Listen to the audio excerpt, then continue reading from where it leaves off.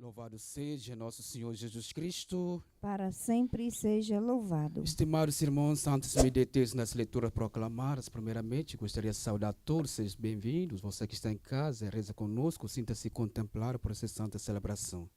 Bem, queridos amados irmãos e irmãs, eu gostaria de começar que ninguém começou uma caminhada de fé por acaso. Sempre tem uma pessoa que nos conduz a Cristo. Assim como nós também vimos aqui nesse santo o Evangelho. João, como nós sabemos, que ele é apenas um precursor, aquele que veio para preparar o caminho do Messias, preparar o povo de Deus para fazer esse encontro definitivo do Messias. Aquilo que havia prometido pelos nossos pais, que Deus prometeu pelos nossos pais do Antigo Testamento, se cumpre plenamente na pessoa de Jesus Cristo. Então, João Batista, quando ele começou a sua missão, que nós sabemos que a missão de João Batista visa a conversão. Quando começou, o povo já começa a se perguntar, será que ele não era o Messias esperado? Essa é a grande expectativa do povo, né? Esperar o Messias. E aí João, algumas autoridades judaicas enviaram alguns comissários para perguntar se realmente João Batista era o Messias esperado. Mas ele confessou 3 vezes que não era Messias, né? Afinal, quem és tu? Né? Ele disse, sou a voz que grita no deserto, endireitai o caminho do Senhor. E aí depois, dentre vós, né, virá aquele que é maior do que eu não mereço desmarar a correia de suas sandálias. E aí nós vimos que João Batista, embora começou essa missão, tinha alguns, né, que seguiram ele. Inclusive, 2 irmãos, né, seguiam João Batista. Quando João Batista encontrou com o Cordeiro, ele apresenta, né? Esse é o Cordeiro de Deus que tira o pecado do mundo. Os 2 irmãos não seguiram mais João Batista, mas passaram a seguir Jesus Cristo. De fato, né, João Batista, podemos dizer, apenas um mediador, né? Um mediador que possibilita o outro chegar a Cristo. Quem é esse Cordeiro de Deus que tira o pecado do mundo? Se nós vimos no Antigo Testamento, o Cordeiro era sacrificado, né? Em expiação dos pecados. Né? Que tem a ver o animal, né? Sacrificar animal para pagar meu pecado. Essa era a compreensão do povo do Antigo Testamento. É tanto que nós podemos lembrar a história do pai Abraão, né? Quando Deus chamou e põe em prova. Abraão toma seu filho Isaac e sacrifica, né? E aí a gente pode se perguntar, mas que Deus é, né? Pedir para sacrificar o ser humano.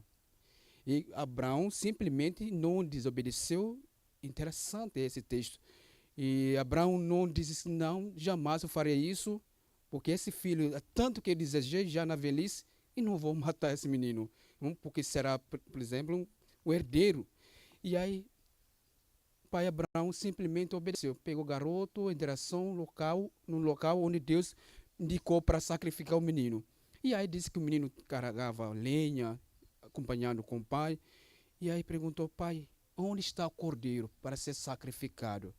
O pai sempre diz, Deus proverá, né? Deus proverá. Mas por que Deus põe em prova o pai Abraão? É porque estava tendo, digamos assim, uma certa perigo, onde o pai Abraão está colocando seu filho Isaac no lugar de Deus. Quando eu falo Isaac, não sou apenas figura histórica, mas também Isaac também hoje na nossa vida. Isaac, tudo aquilo que toma lugar de Deus. Pode ser meu sonho, pode ser meu projeto, pode ser meu carro, pode ser meu filho, pode ser minha esposa, meu esposo. Então, tudo aquilo que toma lugar de Deus é Isaac. E aí houve um certo perigo. Aí Deus vai colocando em prova o pai Abraão. Mas é interessante que o pai Abraão não revoltou, nem reclamou, simplesmente levantou. Né? Porque por que Deus põe em prova? É para que o pai Abraão possa crescer na confiança nele, né? Depositar confiança em Deus. E depois, quando chega a um determinado lugar para sacrificar o menino, e ali o garoto perguntou, pai, onde está o cordeiro para ser sacrificado? Deus proverá. Essa é a resposta do pai. Quando chegou o momento para sacrificar, o pai amarrou o garoto para sacrificar o menino, e aí apareceu o anjo, né? Pediu para que o pai Abraão não sacrificasse o menino, que não faça mal nenhum. E aí, quando ele viu que um cordeiro estava ao lado, e o menino foi substituído pelo cordeiro, né? Foi substituído por cordeiro. Mas quem é esse cordeiro demolado eterno? É o próprio Jesus Cristo.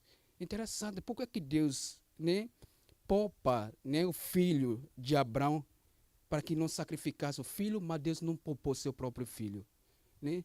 Para dizer que quem é o Isaac, verdadeiro Isaac, é o próprio Cristo. Quem é esse cordeiro imolado que tira o pecado? É o próprio Cristo. Então, para que houvesse imolação, tem que haver uma vítima, né? Jesus é a própria vítima que se oferece.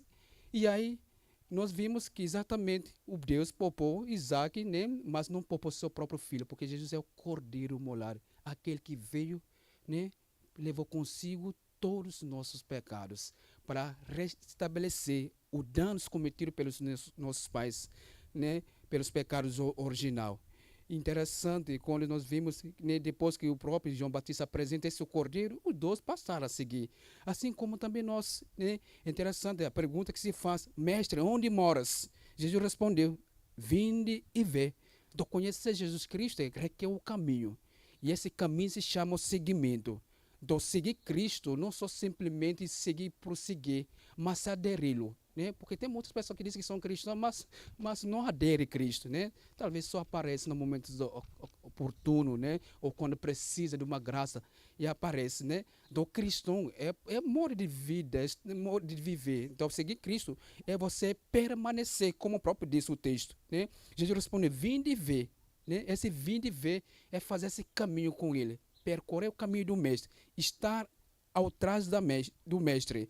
E depois foram ver onde ele morava. Nesse dia permaneceram com ele. Um dado muito interessante é esse verbo permanecer, né? Permanecer com Cristo e ele permanece conosco. E é triste, né? Tem muitos que começam a caminhar de fé, empolgado, feliz da vida, mas quando começa perto da vida, dificuldade, acaba abandonando, né? Acabam abandonando Deus. Mas quem diz que o fato de ser cristão que nós não vamos passar pela dificuldade? Quem diz que o fato de ser cristão que a gente não vai ser provados? Jesus próprio nos dá essa certeza, essa garantia no Evangelho de Mateus, capítulo 5, que a gente tem que se contentar quando vier perseguição, quando vier dificuldade. A gente tem que se contentar com aquilo. Alegrar, exultar, porque a vossa recompensa é grande no céu. Então, olhando por esses dois irmãos, um vai conduzindo o outro a Cristo, e como isso é bom também. E eu, será que também estou sendo pedra de tropeço? Ou estou sendo João Batista na vida da minha família, assim como está na minha comunidade, onde eu frequento? É bom que nós sejamos João Batista, né, na vida do outro, fazer com que o outro chegue a Cristo. João Batista, tanto que ele disse, né, eu preciso que ele diminui, que ele cresce, né? Como isso é importante e como isso é bom, né, ter visto na comunidade quando a pessoa se coloca à disposição do reino de Deus, né? Sem se parecer, sem chamar atenção, mas naquela simplicidade, na simplicidade que manifesta a grandeza de Deus. E assim como João Batista, né? Ele poderia aproveitar da ocasião para dizer que sim, eu sou o Messias, mas não, ele mesmo está apresentando, o Messias é ele não sou eu não. E esses dois passaram a seguir Jesus Cristo. Então essa pergunta que Jesus fazia, o que estás procurando? Deus continua nos procurando, né? Cada dia, todo santo dia, o que estás procurando, né?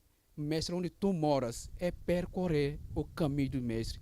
Que Deus nos conceda essa graça de perseverar. E como diz Dom Heller Camara, começar é uma graça. E graça das graças é perseverar até o fim. Louvado seja nosso Senhor Jesus Cristo.